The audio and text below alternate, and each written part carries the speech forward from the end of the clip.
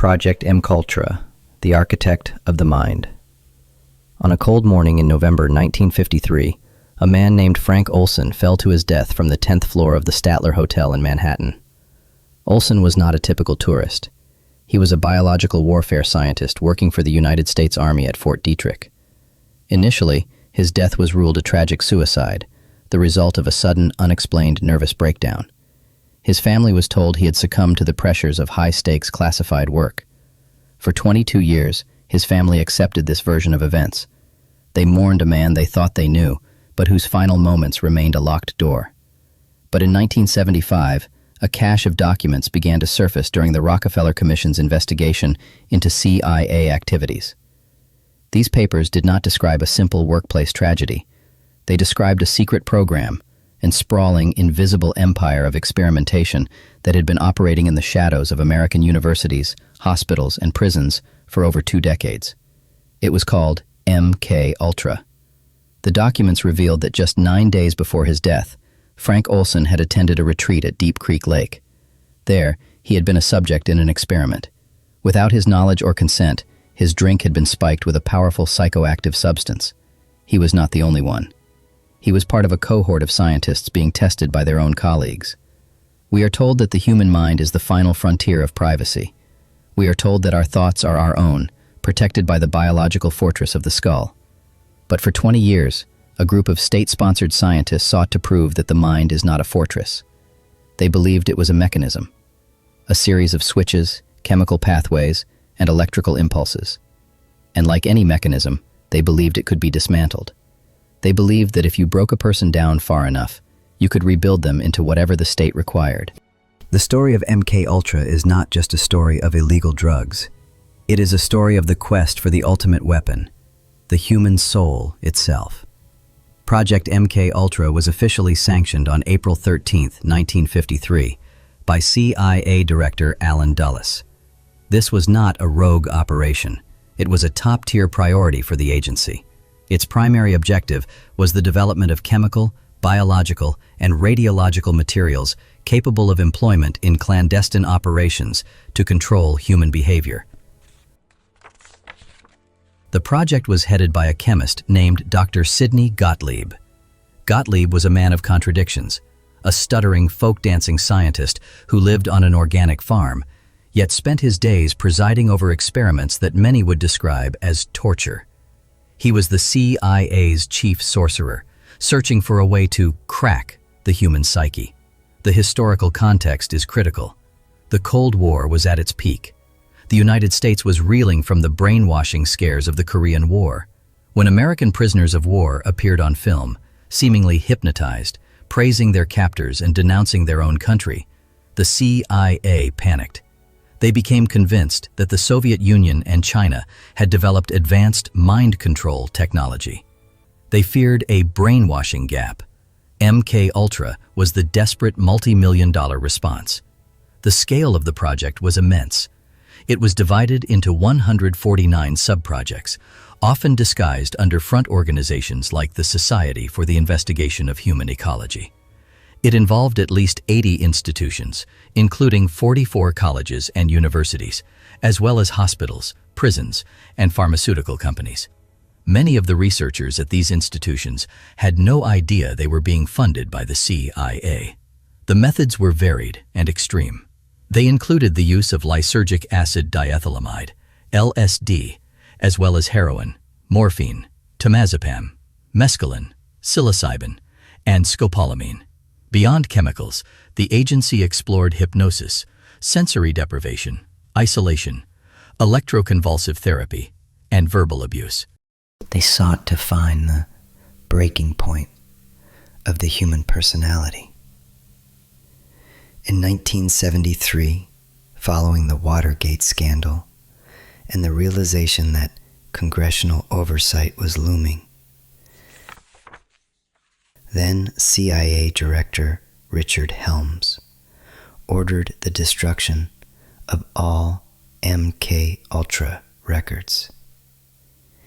He intended to erase the project from history, ensuring that the names of the subjects and the specifics of the atrocities would never see the light of day. However, a small number of financial records, roughly 20,000 pages, had been misfiled in a different building and escaped the shredder. In 1977, a Freedom of Information Act request unearthed these documents. These receipts, rather than scientific reports, became the primary evidence of what had occurred. They proved that the government had spent millions of dollars on experiments designed to manipulate the human psyche.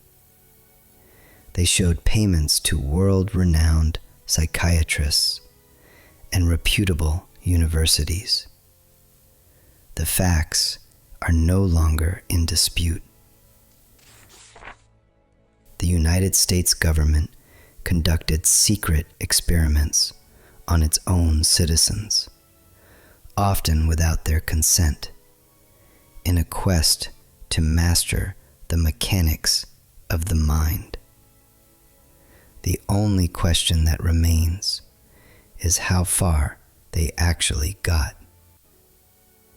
While the existence of MKUltra is a verified fact, the details within the surviving documents present deep inconsistencies that haunt historians and investigators. The most significant anomaly is the gap between the intended goals and the recorded outcomes. In Subproject 68, conducted at the Allen Memorial Institute of McGill University, Dr. Ewan Cameron attempted a process he called de-patterning. He believed he could wipe a patient's mind clean and then reprogram it. He used a combination of drug-induced sleep for weeks at a time, high-voltage electroshock therapy at 30 to 40 times the normal power, and psychic driving, the continuous playing of recorded messages through speakers or headphones for up to 16 hours a day. The records show that these patients did not become more controllable. Instead, they suffered from mind destruction. Some suffered from permanent amnesia. Some forgot how to speak. Some forgot their own children, wandering the halls of the hospital in a state of infantile regression. One woman, who had gone in for minor postpartum depression, emerged unable to recognize her own family for the rest of her life. If the goal was mind control, the results appeared to be total cognitive collapse. Why did the CIA continue to fund Dr. Cameron's work for years, despite these devastating and useless results? Another anomaly lies in the selection of subjects. While some experiments were conducted on volunteers, others targeted people who could not fight back. This included prisoners, the terminally ill, and marginalized groups. In Subproject 3, a mental patient in Kentucky was reportedly given LSD for 174 consecutive days. What scientific data could possibly be gained from a person whose brain has been continuously saturated with a hallucinogen for nearly half a year? There is also the matter of Operation Midnight Climax. The CIA set up safe houses in San Francisco and New York. They hired sex workers to lure men back to these apartments. The men were surreptitiously drugged with LSD, while CIA agents watched from behind one-way mirrors, often drinking martinis and recording the men's reactions. There was no scientific control group. There were no standardized measurements. there were no follow-up health checks. Why would an intelligence agency, known for its precision and analytical rigor, conduct experiments that lacked even the most basic scientific protocols? Some investigators suggest this sub-project had less to do with science and more to do with the personal obsessions of the agents involved. Finally, there is the anomaly of the destroyed records. If the project had been a success, or even a series of valuable failures that informed national security, why destroy every scientific file? The 20,000 pages we possess are merely accounting records. They tell us how much was paid for a delivery of chemicals, but they don't tell us what happened when those chemicals were administered. The patterns suggest a project that may have deviated significantly from its original charter, or perhaps a project that discovered something so unsettling that total erasure was the only option for the agency's survival.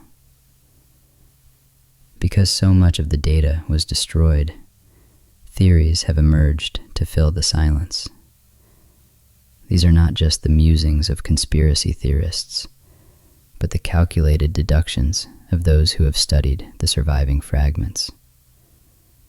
One theory suggests that MKUltra was never about creating Manchurian candidates or assassins.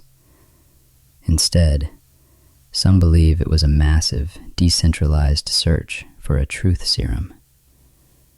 The agency was desperate for a way to ensure that captured spies would tell the truth during interrogation.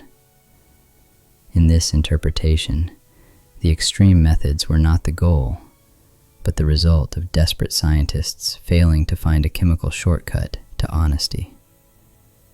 They kept pushing the dosage because they couldn't accept that the human will could not be chemically unlocked.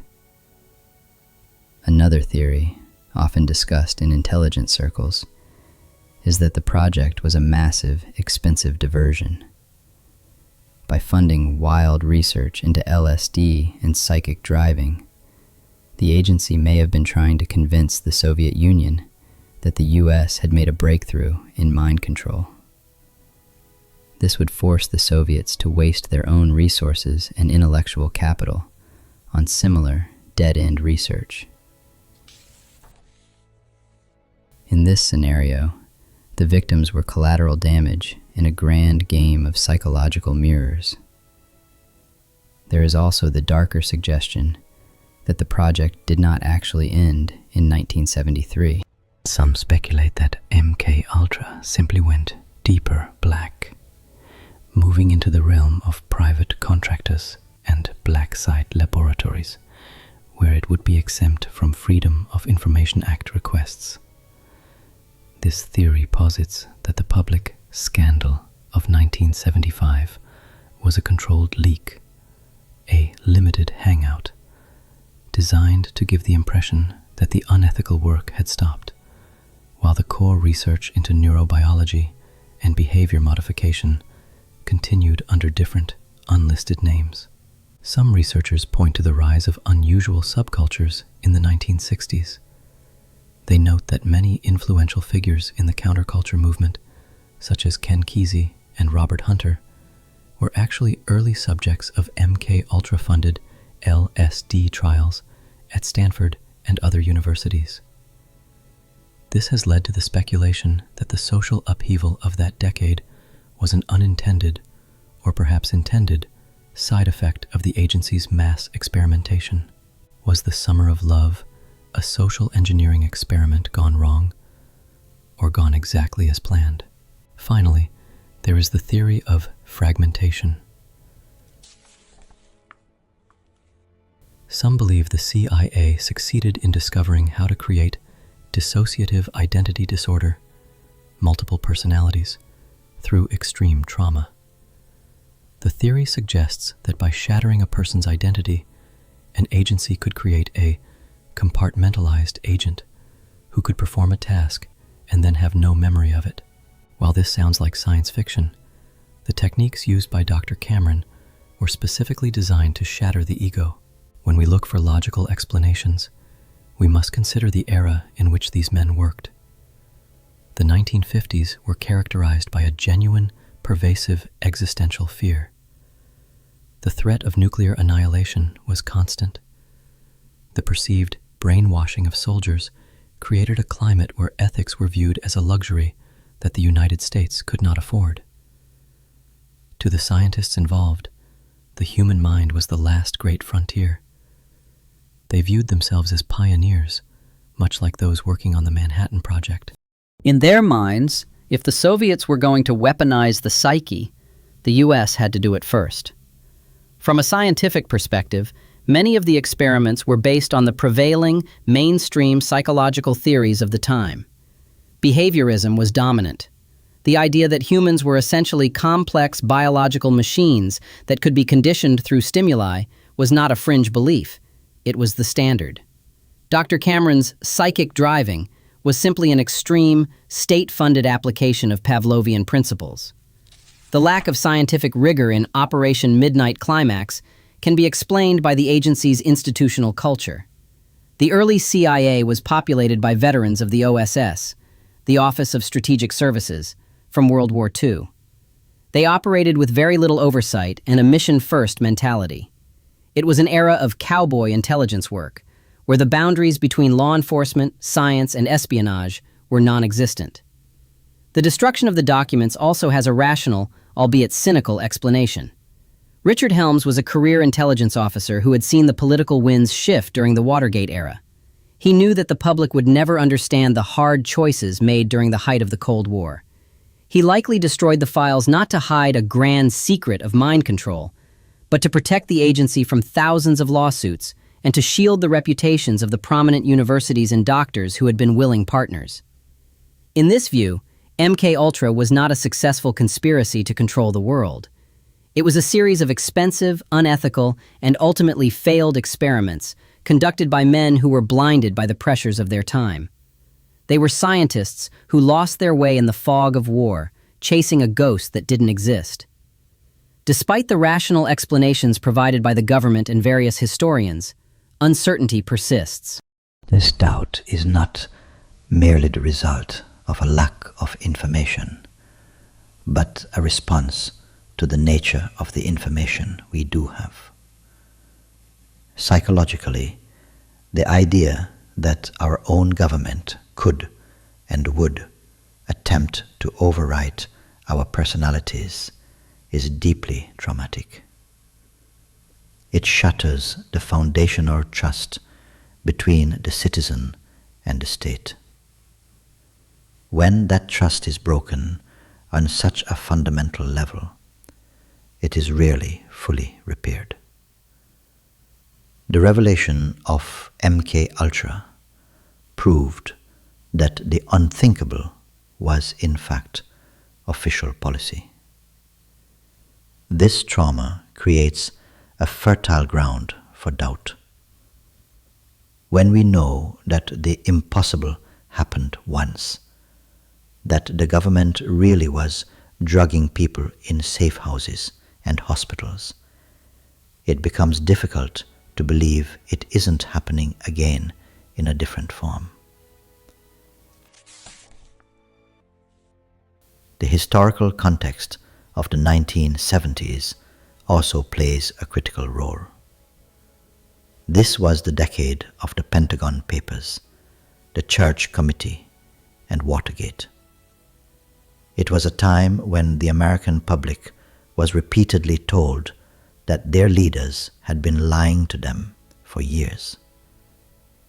The revelation of MKUltra was not an isolated incident.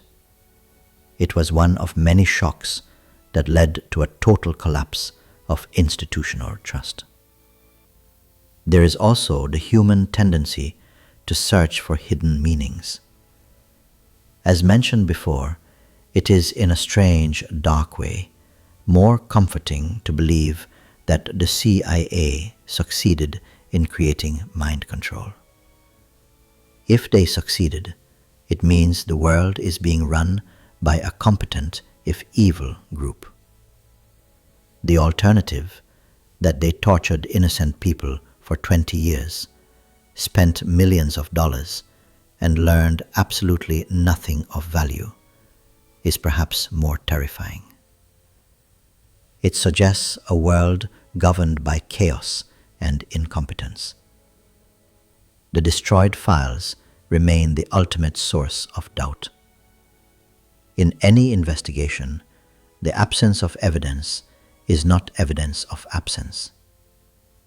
As long as those scientific reports are missing, the official story will always have a gaping hole in its center. Every time a new secret project is leaked or a new psychological technique is revealed, people look back at the hole left by MKUltra and wonder if the two are connected. We are left with a narrative composed of financial receipts and the testimonies of victims whose memories were intentionally damaged by the very people they are testifying against. It is a story told by ghosts about a crime that was officially erased. We are left to wonder about the true legacy of Dr. Sidney Gottlieb and his colleagues. If you take a machine apart and cannot put it back together, have you learned how it works, or have you simply destroyed it? The scientists of MKUltra were experts at dismantling the human ego, but they never quite figured out how to build a new one. The survivors of MKUltra were left with fractured lives and missing years. Their minds were the laboratory, and when the experimenters were finished, they simply turned out the lights and walked away. Many of these victims spent the rest of their lives trying to find the pieces of who they once were. Today, we use different language. We don't talk about brainwashing or psychic driving in the town square. Instead, we talk about neuromarketing, algorithmic influence, and data-driven behavior. We live in an age where our preferences can be predicted, our biases can be exploited, and our attention can be harvested with surgical precision by companies more powerful than any 1950s intelligence agency. The tools have changed. They are more subtle now. They don't require high-voltage shocks or surreptitious doses of LSD. They only require a screen and an agreement to the terms of service. But the fundamental question remains the same. It is the question that Frank Olson might have asked in those final days in 1953. Is the human mind a sovereign territory? Or is it merely a system waiting to be hacked? And if someone did find the key to the mind, the ultimate back door into the human soul, would they tell us? Or would they simply use it? The files are gone. The witnesses are aging. The truth remains somewhere in the 20,000 pages of receipts, hidden in plain sight or buried in the silence of what was destroyed. We may never know what they actually found in those 20 years of darkness. Or perhaps we are seeing the results of their research every time we look at our phones, and we simply don't realize that the experiment never actually ended. The door to the mind was opened in 1953. We have to ask ourselves, has it ever been closed?